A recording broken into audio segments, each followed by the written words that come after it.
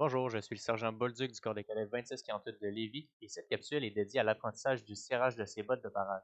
Avant de commencer, voici le matériel nécessaire. Une brosse à dents usagée, un linge doux, de la cire à chaussures Potters et vos bottes de parade. Vous pouvez trouver tout le matériel dans un kit Kiwi que je vous recommande fortement d'acheter. Les kits de cirage à chaussures peuvent s'acheter dans la plupart des cordonneries, certains commerces de détail ou en ligne. D'abord, il est important de bien nettoyer vos bottes avec un linge doux sur la surface et avec une brosse à dents usagée pour les semelles. Il est aussi important de faire les coutures entre les semelles et le cuir de la botte. Pour continuer la préparation des bottes, nous allons retirer les lacets de celles-ci pour pouvoir accéder à leur entièreté. Ensuite, on peut commencer le cirage. Pour éviter de tomber dans le piège de faire uniquement le devant qui est le plus brillant et le plus satisfaisant à faire, commencez par l'arrière. Si vous débutez vos bottes, nous allons commencer par faire plus ou moins 7 couches de cire. Je préfère personnellement les faire à main nue, mais certains le font avec des gants ou simplement avec un linge. Pour bien appliquer les couches, je trempe mon index et mon majeur dans la cire et fais des ronds sur l'entièreté de la botte. Il n'est pas nécessaire de mettre trop de pression, la simple friction de vos doigts sur la botte fera fondre la cire. Lorsque la cire n'est plus opaque, j'attends 10 secondes et c'est bon. Je peux rajouter une couche jusqu'à toutes les faire.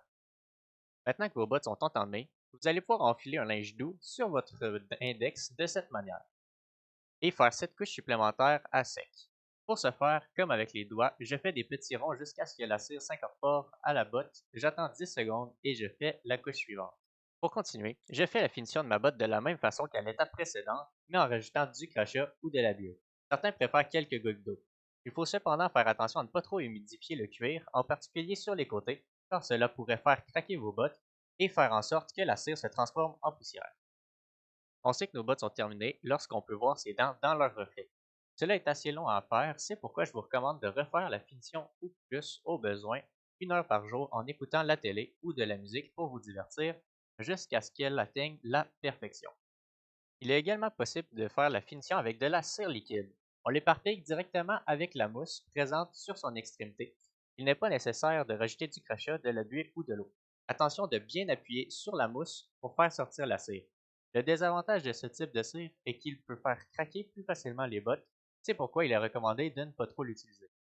Dans le cas où vos bottes sèchent, que votre cire se transforme en poussière ou s'effrite, vous allez devoir recommencer vos bottes. Pour ce faire, utilisez un heat gun ou un séchoir à cheveux pour faire fondre la cire et éparpillez-la uniformément sur la surface des bottes. Afin de ne pas vous brûler, utilisez un linge.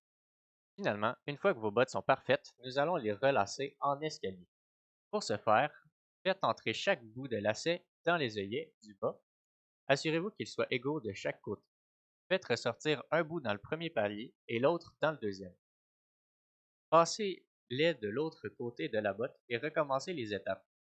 Lorsque vous les porterez, attachez-les et cachez le surplus de lacet dans celle-ci.